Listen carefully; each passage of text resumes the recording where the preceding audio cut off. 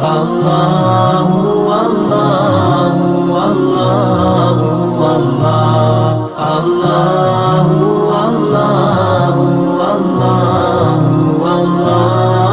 اللہ اللہ اللہ اللہ۔ غلطی کس کی؟ وہ کافی دیر سے صحن میں ٹہل رہی تھی۔ بار بار اس کی نگاہیں گیٹ کی طرف اٹھتیں مگر ناکام ہو کر لوٹ آتیں۔ یوں لگتا تھا جیسے اسے کسی کا انتظار ہو۔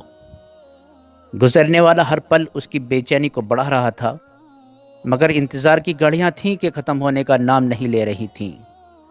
اسی پل کوئی گیٹ سے اندر آتا دکھائی دیا۔ وہ بے تابی سے گیٹ کی طرف بڑھی مگر جیسے ہی آنے والی پر نظر پڑی اس کا چہرہ مایوسی سے لٹک گیا۔ گیٹ سے ایک عورت اندر آ رہی تھی۔ ایک اچٹتی ہوئی نظر اس نے آنے والی پر ڈالی جو کہ اس کی پرانی نوکرانی تھی۔ وہ جا کر لون میں رکھی کرسی پر جا کر بیٹھ گئی۔ عورت نے اندر آتے ہی سلام کیا۔ آمنہ نے سلام کا جواب دینے کی بجائے سوالیہ انداز میں کافی غصیلی نظروں سے آنے والی کو دیکھا۔ آمنہ باجی میں آنے والی شاید اس کی نظروں سے ڈر گئی تھی، جب ہی بولتے ہوئے اٹک گئی۔ اس انداز نے آمنہ کے ماتھے پر بلوں میں تھوڑا اور اضافہ کر دیا۔ وہ ایک دم چلا کر بولی، اب بول بھی چکو، کیا بات ہے، کیوں آئی ہو؟ آنے والی جو اب اس کے سامنے کھڑی تھی ایک دم پریشان ہو گئی۔ وہ کسی کشمکش میں تھی۔ ایسا لگتا تھا جیسے کچھ بتانے کی کوشش کر رہی ہو مگر بتا نہیں پا رہی ہو۔ اتنے میں آمنہ کا غصہ اور بڑھ گیا۔ وہ جھٹکے سے اٹھی، عورت کو بازو سے دبوچا اور بولی، اب کون سی شکایت لے کر آئی ہو؟ آنے والی نے بے بسی سے اپنا بازو چھڑانے کی کوشش کی اور ڈرتے ڈرتے کہا، باجی آپ کا بیٹا پھر سے میری بیٹی کو موبائل پہ تنگ کرتا ہے۔ میں پہلے بھی آپ کو بتا چکی ہوں مگر آپ اسے منع کیوں نہیں کرتی؟ اس طرح کسی کی بیٹی کو تنگ کرنا صحیح ہے کیا؟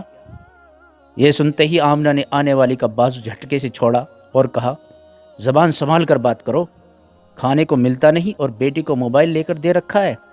سب سمجھتی ہوں امیروں کے بیٹوں کو پھنسانے کے حربے ہیں اور اب میرے بیٹے پر الزام تراشی کر رہی ہو۔ باجی جی غریب ہیں پر عزت دار ہیں۔ آپ کو معلوم ہے کہ میری بیٹی یونیورسٹی جاتی ہے، آئے دن شہر کے حالات خراب رہتے ہیں، اسی لیے میں نے اس کی آسانی کے لیے یہ موبائل لے کر دیا ہے۔ یہ تو آپ کا بیٹا ہی ہے۔ ایک زوردار تھپڑ کی گونج پورے لون میں سنائی دی۔ آمنہ کا چہرہ غصے سے لال ہو رہا تھا۔ اس نے آنے والی کی بات پوری ہونے سے پہلے ہی عورت کو تھپڑ مار دیا تھا۔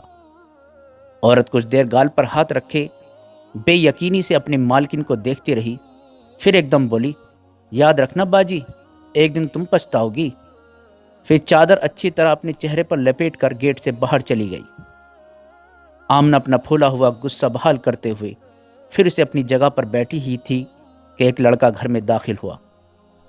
اس کو دیکھتے ہی آمنہ کے چہرے پر خوشی کی لہر دوڑ گئی۔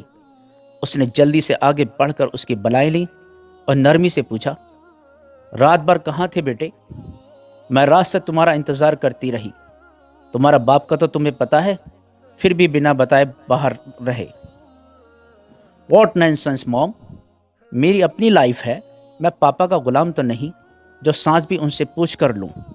تیمور ماں کے نرم لہجے پر بھڑک کر بولا، اچھا اب غصہ تھوکو، آؤ مل کر کھانا کھاتے ہیں، میں نے تمہاری پسند کی بھنڈیاں پکائی ہیں۔ لاڈ سے کہتی وہ گھر کے اندرونی حصے کی طرف مڑ گئی۔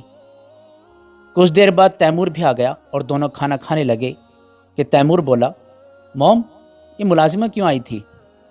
جب میں آیا تب اسے نکلتے گھر سے دیکھا۔ کچھ نہیں بیٹا، اس کو عادت ہے، اسے برداشت نہیں ہوتا کہ میں تم سے اتنا پیار کرتی ہوں۔ اپنے بیٹے کو تو اس نے زندگی جینے نہیں دی اور آئے دن آتی رہتی ہے کہ ہم ماں بیٹے میں پھوٹ ڈلوا دے۔ پہلے بھی 2 دفعہ آئی ہے کہ میں تمہیں روکوں صبا کو تنگ کرنے سے۔ آمنہ نے اکتائے ہوئے لہجے میں کہا۔ تیمور کا ہاتھ کھانا کھاتے ہوئے رکا، رنگ تھوڑا سا اڑا۔ وہ آرام سے بولا، پھر آپ نے کیا کہا انہیں؟ آمنہ نے بیٹے کی طرف دیکھا اور فخر سے بولی، ایسا سبق چکھا ہے کہ دوبارہ ادھر کا منہ نہیں کرے گی۔ اس کی بیٹی کہاں کی حور پری ہے؟ اگر میرے بیٹے نے کچھ دن میسج کر دیے تو کیا برا کیا؟ اس جیسی عام سی شکل کو تو کوئی گھاس بھی نہیں ڈالے۔ اور کہاں میرا شہزادہ بیٹا؟ ایسا تھپڑ مارا ہے کہ یاد رکھے گی ساری عمر۔ اچھا، لو یو مام۔ تیمور کا رکا ہوا سانس پورا ہوا۔ کھانا کھاتے ہی وہ اٹھ کر اپنے کمرے میں چلا گیا۔ آمنہ بھی سکون سے اپنے کمرے میں گئی۔ رات بھر بیٹے کے انتظار میں جاگی ہوئی آمنہ چند منٹوں میں سو گئی۔ اچانک کسی آواز سے اس کی آنکھ کھلی۔ وہ اپنا وہم سمجھ کر پھر سے سونے ہی والی تھی کہ دوبارہ وہی آواز آئی۔ وہ چونک کر اٹھ کھڑی ہوئی۔ کسی کے چیخنے کی آواز، تیمور کے کمرے سے۔ وہ تیزی سے بھاگی، گرتی پڑتی تیمور کے کمرے تک پہنچی۔ سامنے تیمور خون میں لت پر زمین پر پڑا تھا اور احمد، تیمور کا دوست، محلے کے کچھ آوارہ لڑکوں کے ساتھ اسے مارتا جا رہا تھا۔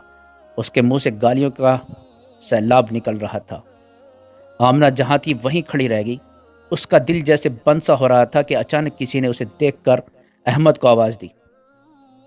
احمد نے آمنہ کو دیکھتے ہی اپنا پاؤں روکا اور سب کو واپسی کا اشارہ کرتا آمنہ کے سامنے کھڑا ہو گیا اور آہستہ مگر سخت آواز میں بولا، آج میں نے اسے وہ سبق سمجھا دیا ہے جو آپ نہ سمجھا سکیں۔ یہ میرا دوست ہو کر میری بہن کو میسج کرتا ہے، اس کی تو آج تو بس لات توڑی ہے، مگر اگر اس نے دوبارہ ایسا کیا تو یہ موبائل پکڑنے کے لیے زندہ نہیں رہے گا۔ یہ بولتے ہی وہ باہر نکل گیا، مگر آمنہ اب تک کمرے کے باہر کھڑی تھی۔ اس نے تیمور کو بڑھ کر سہارا دیا، نہ ہی اس کے پاس گئی، بس پھٹی پھٹی آنکھوں سے تیمور کو دیکھ رہی تھی اور اس کے دماغ میں وہ وقت گھوم رہا تھا جب اس نے پہلی بار تیمور کا موبائل افیئر پکڑا تھا۔ اس دن تیمور کتنا ڈرا ہوا تھا، بار بار اسے منا رہا تھا کہ پاپا کو مت بتائیے گا، وہ مجھے مار دیں گے۔ اور آمنہ نے یہ کہتے ہوئے حامی بھر لی تھی، اوکے چاند، نہیں بتاؤں گی، مجھے اپنا بیٹا سب سے پیارا ہے، میرا جگرا، میں ہر وقت تمہارے ساتھ ہوں۔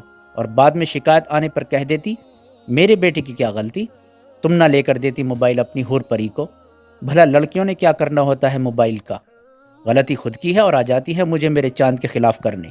اگر اس نے ایک دو میسیج یا کال کر بھی دی تو کیا غلط کیا؟ آج وہ سوچ رہی تھی کیا ہی اچھا ہوتا کہ وہ پہلی بار ہی تیمور کو خود سختی سے روک دیتی یا اس کے پاپا کو بتا دیتی کہ وہ اسے سمجھا لیں۔ اور آج اس کے پیار نے یہ دن دکھایا تھا کہ اس کا پیارا بیٹا خون میں لت پر ٹوٹی ٹانگ کے ساتھ زمین پہ پڑا تھا، اور وہ سوچ رہی تھی غلطی ان لڑکیوں کی ہوتی ہے جن کے پاس موبائل ہوتا ہے، یا میری جیسی ماں بہنوں کی جو پیار میں سب چھپا لیتی ہیں۔